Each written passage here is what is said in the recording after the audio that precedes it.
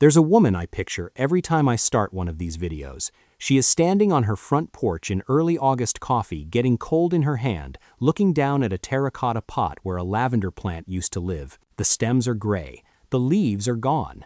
She bought it in May with real hope, and now it is the third one she has buried this season.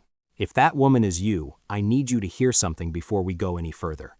You did not fail. You were handed the wrong information.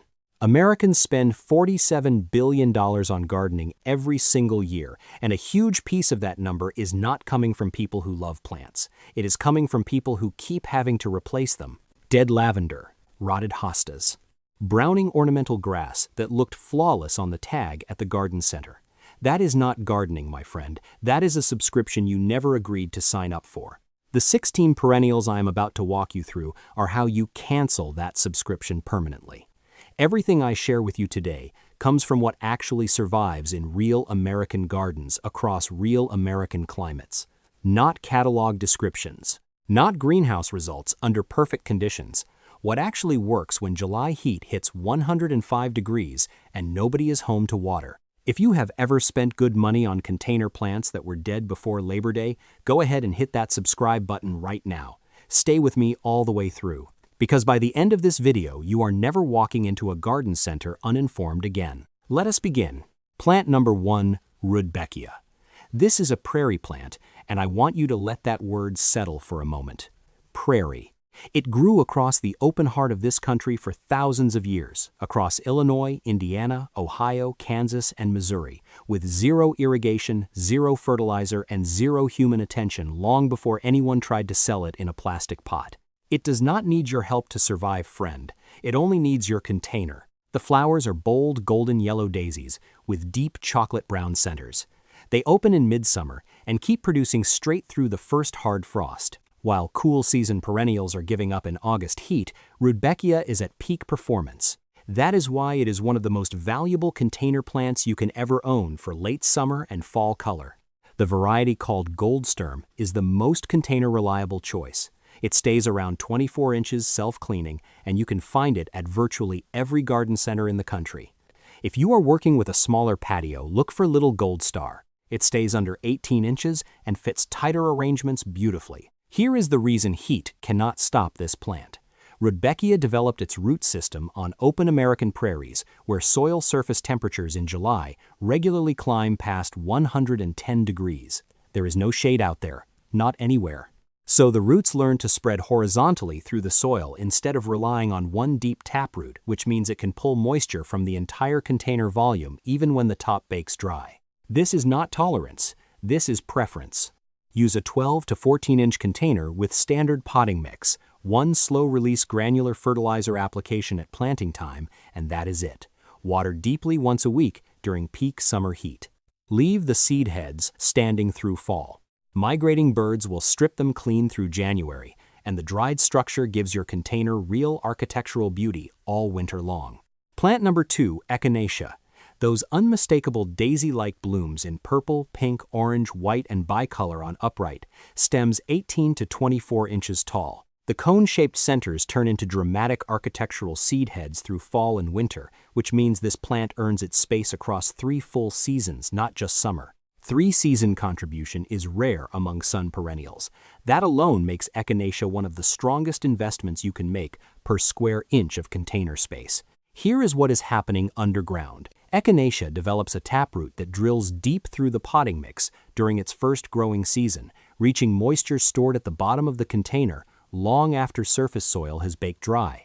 The petals carry a slight waxy coating that reduces water loss through evaporation. In the same July heat wave that causes moisture-dependent perennials to wilt and stop blooming, Echinacea is drawing from reserves you cannot even see. This is prairie engineering that took thousands of years to develop.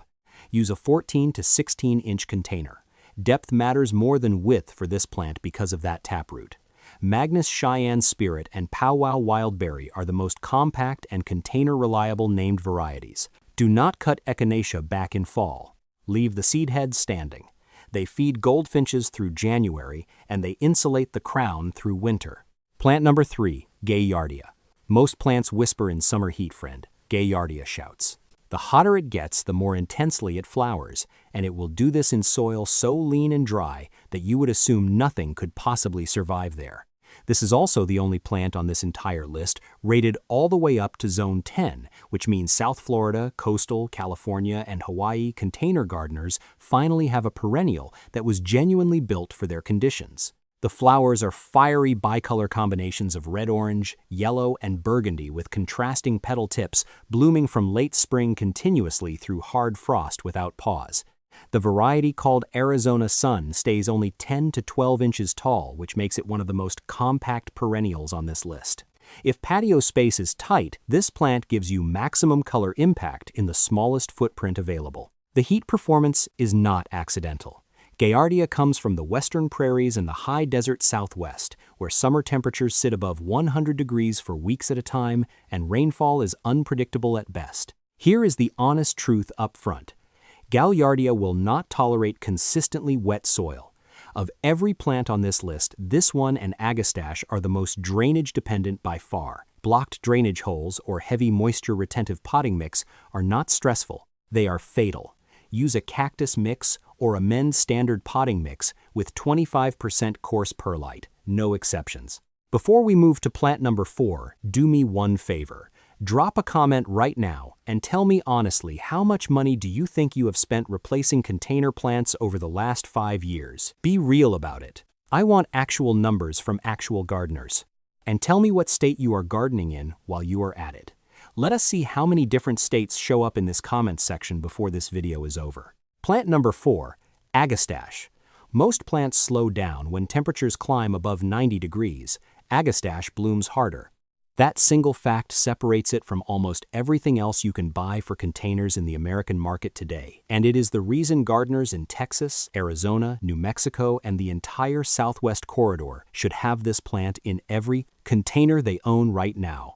The flower spikes rise 2 to 3 feet tall, covered in tubular blooms, from midsummer straight through hard frost in orange, coral, pink, purple, and bicolor depending on the variety. The foliage smells like anise and spearmint mixed together. Hummingbirds treat it like their own private feeding station, and pollinators work it from sunrise to sunset without ever stopping. If you have ever wanted a container that creates genuine wildlife activity in your yard every single day from July through October, this is the plant that does it. The aromatic compounds in Agastache foliage actually reflect infrared radiation, the heat component of sunlight, which actively lowers leaf surface temperature during peak heat hours. This plant is not accidentally tolerating heat. It originated in the high desert of the American Southwest, where summers above 110 degrees are not exceptional. They are routine. Use terracotta containers, specifically because terracotta breathes dries faster than plastic or glazed ceramic and naturally maintains the lean, dry conditions this plant demands. Amend your potting mix with 30% coarse perlite without exception.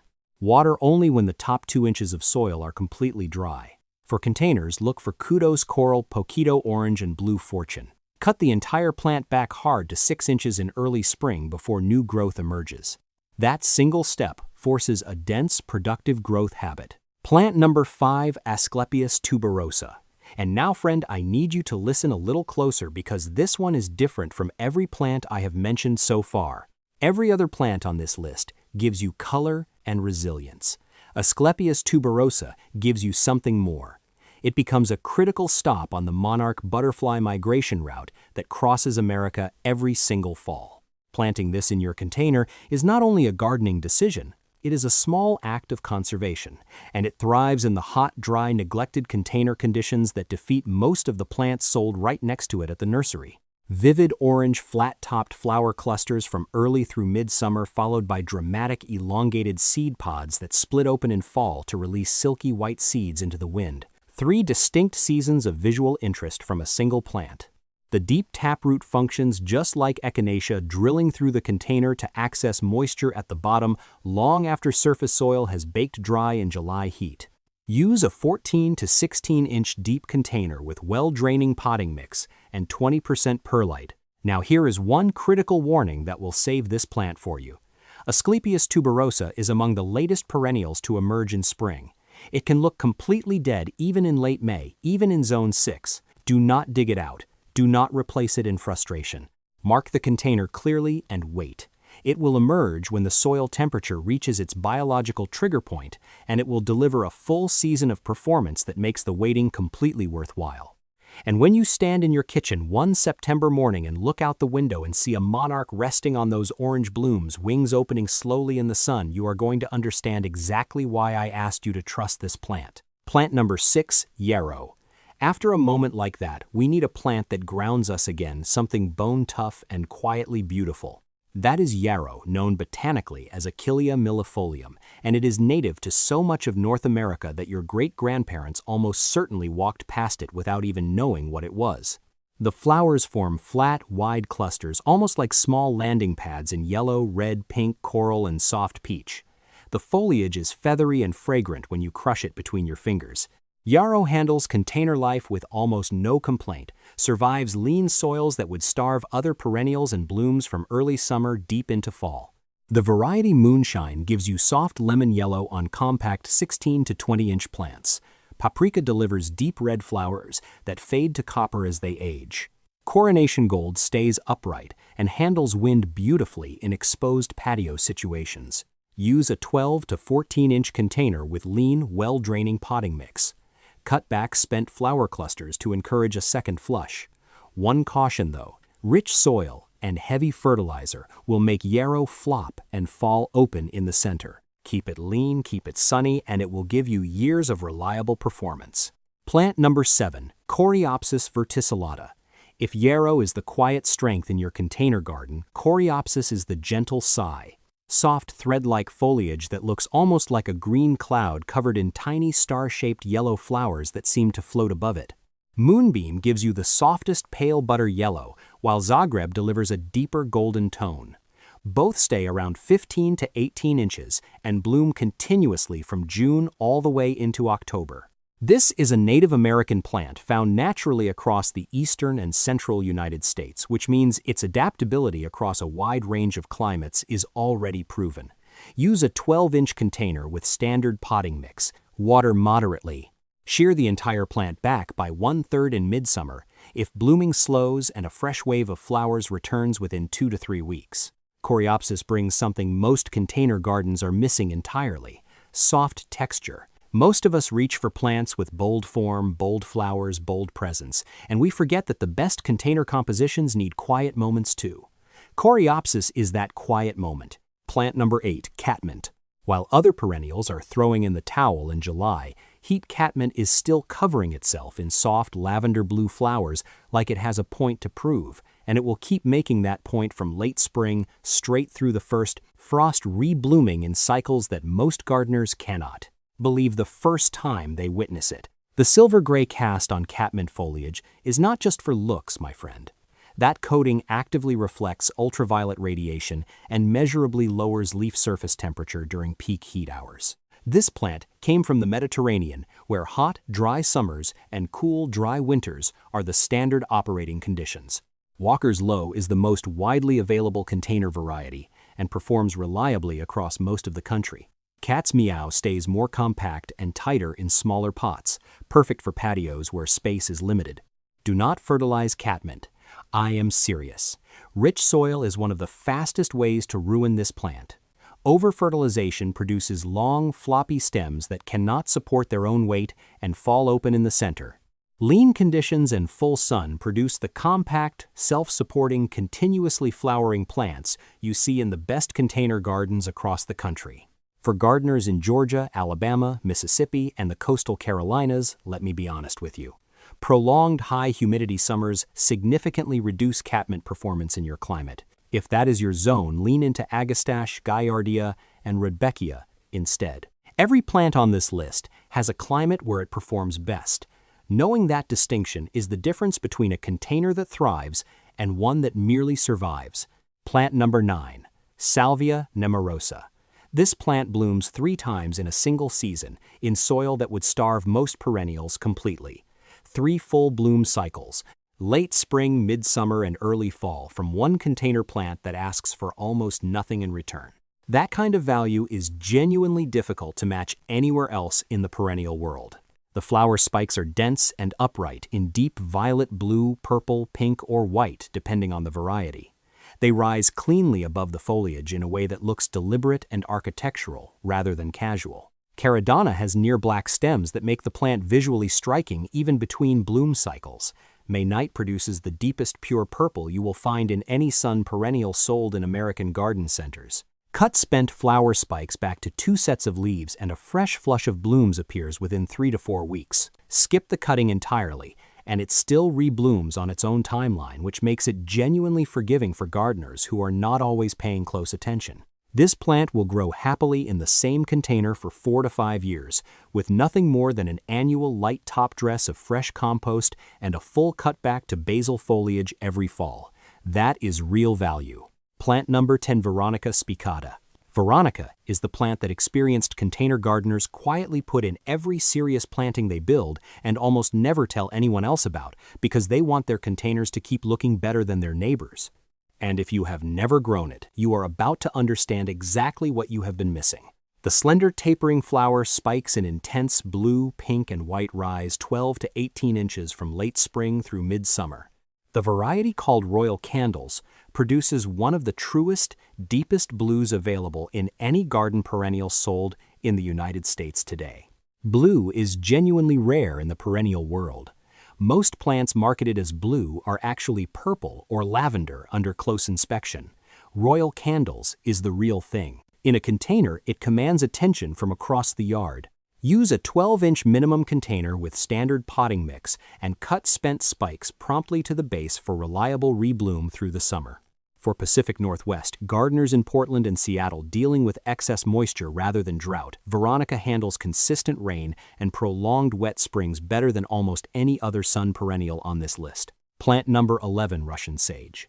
Now let us talk about drama, because Russian sage, known botanically as Coreopsis atriplycifolia, is pure theater on your patio. Silvery, almost white stems that rise 3 to 4 feet tall, dressed in tiny lavender blue flowers that float like mist from July straight through October. When a breeze moves across your patio in the late afternoon and Russian sage sways with it, the whole plant seems to shimmer. You have never seen anything else quite like it. The aromatic silver foliage is built for heat, drought, and neglect. Native to the steppes of Central Asia, this plant laughs at conditions that kill other perennials. Little Spire is the most container-friendly variety, staying around 2 feet tall and upright without flopping. Denim and Lace is another excellent compact choice with denser flowers.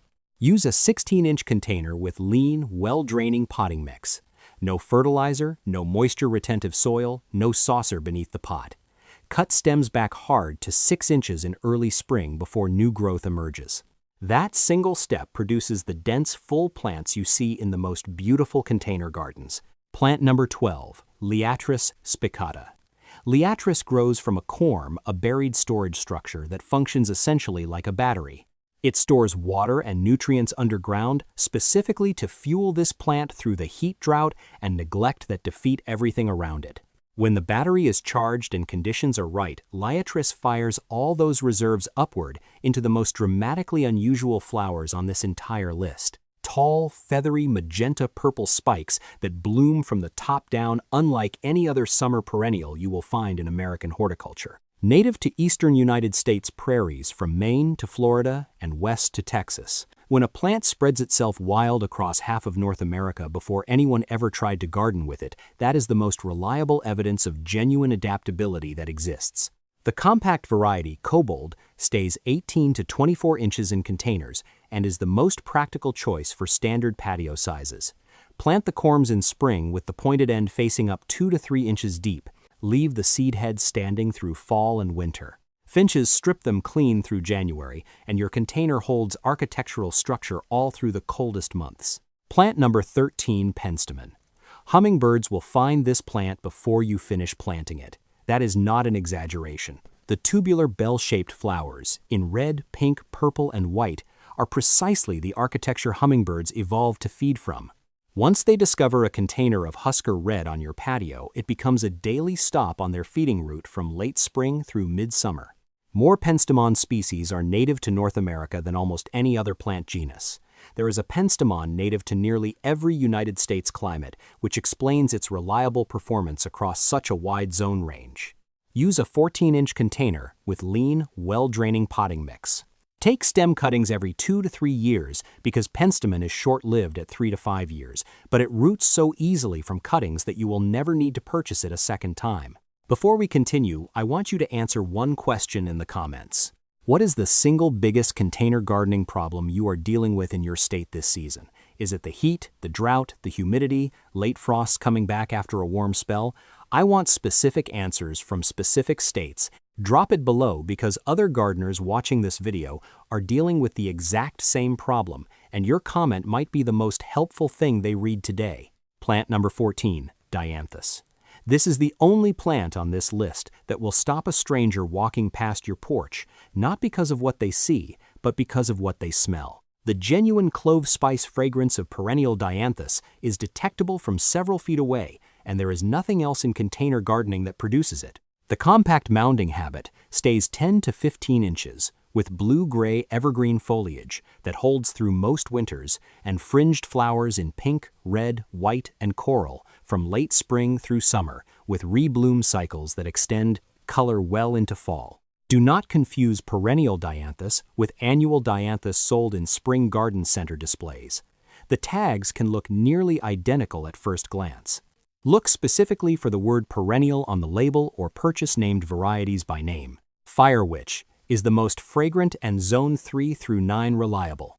Kahori produces coral pink blooms on a genuinely compact frame. Tiny Ruby stays under 8 inches, perfect for window boxes and the smallest container spaces. Use a 10 to 12 inch minimum container with well-draining lean potting mix. Make sure containers sit where air moves freely around them. Crown moisture combined with poor air circulation is the one failure mode to watch for. Plant number 15, Sedum. Sedum stores water inside its own leaves. Think about that for a moment. While every other container plant on your patio is exhausting its soil moisture reserves during a heat wave and waiting desperately for you to come home and water, Sedum is drawing from a water supply it carries inside its own tissue. That biological advantage makes it genuinely unlike anything else on this list, and it explains why this plant survives droughts that kill everything planted around it. The upright varieties Autumn Fire Brilliant and Neon form substantial clumps 18 to 24 inches tall with thick, fleshy blue-green leaves and flat flower clusters that open pink-red in late summer and age to copper-bronze dried seed heads through winter. 4 full seasons of container interest, 0 deadheading, 0 fertilizer, 1 annual maintenance task. Cut old growth to the ground in early spring before new shoots emerge. The only reliable way to kill sedum in a container is overwatering combined with poor drainage. Do not use premium moisture-retentive potting mixes. Do not place containers in saucers that hold standing water between waterings. Do not plant sedum in shade. If you see leggy, weak, floppy growth, that is the plant telling you it is in the wrong location. Plant number 16, Heuchera. Every patio has that one spot, friend. North-facing, deep shade, no direct sun. You have tried things there and watched them struggle season after season. Heuchera was built for exactly that spot, and it will give you 3 full seasons of the most dramatic container foliage available in American horticulture without a single hour of direct sunlight required. The foliage colors are extraordinary, and they hold all season without fading. Deep burgundy, near black, caramel, lime green, silver, amber. Obsidian produces near black foliage that looks striking against almost any background. Georgia peach gives you warm copper tones that glow in the morning light. Citronelle produces lime green that brightens deep shade containers completely. Remove winter-damaged leaves in early spring and top-dress annually with fresh potting mix to keep the rising crown covered. That is the complete care requirement. 1 plant, 0 sun required. 3 seasons of color. Now, before I let you go, let us talk about the mistakes that kill even these plants. I have seen every single one of them, and if you are making any of them right now, I want you to stop immediately. No drainage holes. This kills more container perennials than heat, cold, and neglect combined. Check every pot before planting every single time. Wrong potting mix. Premium moisture-retentive mixes are simply wrong for 13 of these 16 plants. Use lean standard formulations for the drought-adapted selections. Containers too small. A 6-inch pot on a south-facing patio in July reaches soil temperatures of 140 degrees and roots die at those temperatures. 12 inches is the absolute minimum for the smallest plants on this list. Cutting back in fall instead of spring. Fall pruning strips away the crown insulation perennials need to survive winter in zones 3 through 6. Wait for visible spring growth before you cut anything. Moving containers repeatedly. Perennials calibrate their root systems to a specific microclimate over that first full growing season, and every move resets the entire process. Place them correctly the first time and leave them alone. And finally, watering every container on the same schedule. Agastache, Gaillardia, and Sedum need to dry out completely between waterings. Heuchera and Veronica need consistent moisture. One watering schedule across every plant type is one of the most correctable mistakes in container gardening, and fixing it alone will transform your results this season. Here is the last question I have for you today, and I want every person watching to answer it in the comments right now. Out of all 16 plants on this list, which one are you planting first and what state are you gardening in? I want to see every state in America represented in this comment section by the end of the day. Drop it below. If this video gave you a clear and honest picture of what to plant in your containers this season, hit the like button right now. It costs you nothing, and it tells YouTube to put this information in front of more American gardeners who are spending money every spring on plants that were never going to survive their conditions. Subscribe to this channel because every video here is built on the same foundation as this one. Real plants, real zones, real conditions, real honest warnings, no filler, no greenhouse theory. Only what actually works in American gardens across every climate in this country. And if you know someone who has quietly given up on container perennials because nothing seemed to survive, send them this video today. They did not fail, my friend. They were handed the wrong plants. Now I want you to picture something as we close. Next August, early evening soft golden light on your patio. A monarch butterfly lifting off from your asclepias. Hummingbirds working your agastache. The clove scent of Dianthus drifting toward you on a warm breeze. Sedum glowing copper in the last of the sun. What makes this script work is not the plant list itself, which any catalog could replicate, but the emotional architecture surrounding it. The opening image of a woman holding cold coffee while staring at a dead lavender plant accomplishes in 20 seconds what the original $47 billion hook could not. It converts an abstract statistic into a specific human moment, and that shift is the entire difference between content that scrolls past and content that lands. The decision to expand from 13 to 16 plants introduces something most gardening content ignores completely: texture and rhythm. Russian sage adds vertical drama and movement. Yarrow adds quiet, bone-tough reliability. And Coreopsis adds the soft, feathery breathing room that bold perennials need beside them. Without these three, the list would be all shouting voices and no whispers.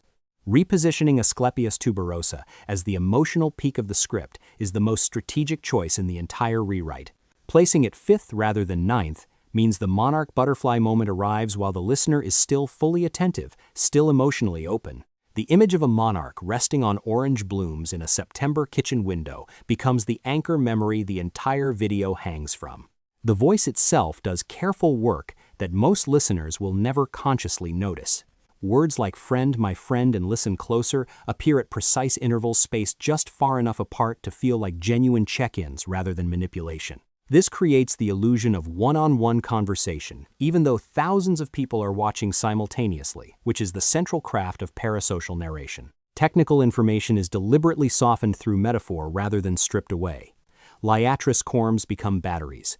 Agastache foliage reflects heat like a built-in sunscreen. Echinacea roots drill like prairie engineering. These translations preserve the authority of the expert while removing the barrier of jargon, allowing a beginner and a master gardener to listen to the same sentence and both feel respected. The engagement prompts have been reduced from chaotic scatter to 3 strategic placements, each one positioned immediately after an emotional peak, rather than interrupting momentum.